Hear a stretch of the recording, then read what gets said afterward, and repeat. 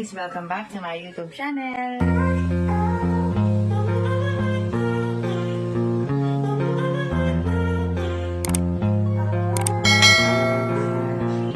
Siyempre, malungkot kasi gusto ko pa maglaro, ayaw ko pa magbakasyon. I mean, everyone, lahat kami ganun yung nasa isip.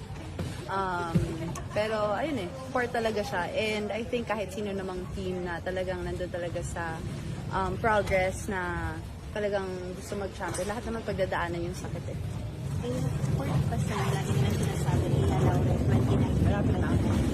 Ano, may mas ka na ba doon sa era mo yung gusto mo na mag-move forward? Ano pa yung gusto mo I think malaking bagay sa akin. Malaking parte ng Iya Laure ngayon yung 2019. But, ayun nga, 2019 tapos na yun. So, move forward tayo and time to grow, time to learn more, and tignan natin kung ano pa yung mga pwedeng matutunan.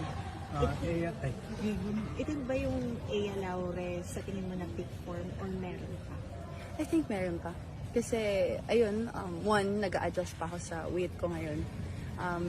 Hindi pa siya talaga, I would say, medyo naninibago. Pero part talaga siya Tapos, nag-adjust din ako sa sistema ni Coach Dante, sa mga ka-teammates. So, lahat, nasa adjustment period pa ako ng lahat. But, ayun lang, maging patient lang talaga kasi wala namang mangyayari kung naiinis at mabubwisit ka lang din. Diba? And as long as may mga opportunities na makapaglaro, mag-grow, lahat naman yun iti-take ko. Yeah. Paano niyo lang pinag-usapan sa dadating talo? I think on the brighter side lagi, lahat nga ng pagkatalo, lahat ng mga gantong bagay, magpapalakas din sa amin in the future. Yun naman talaga yung point ng ano namin. And maging patient lang, talaga.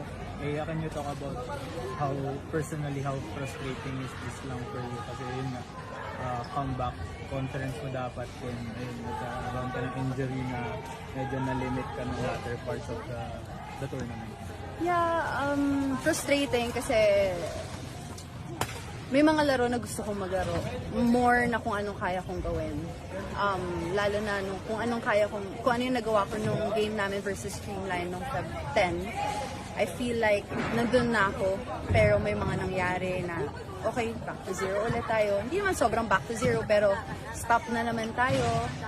Kailangan mag-rehab, kailangan magpalakas ulit ng injury. So, ayun, parang kumbaga I think more than yung physical na pwede mong magawa is yung utak mo. Kailangan mo. Sis, nice game. Dadyak lang.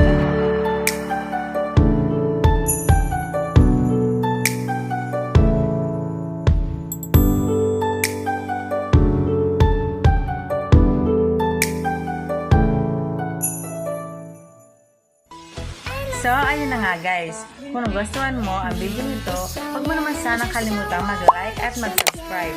At pakipindutin mo na din ang notification bell para lagi kang updated sa aking mga videos. Thank you! Bye!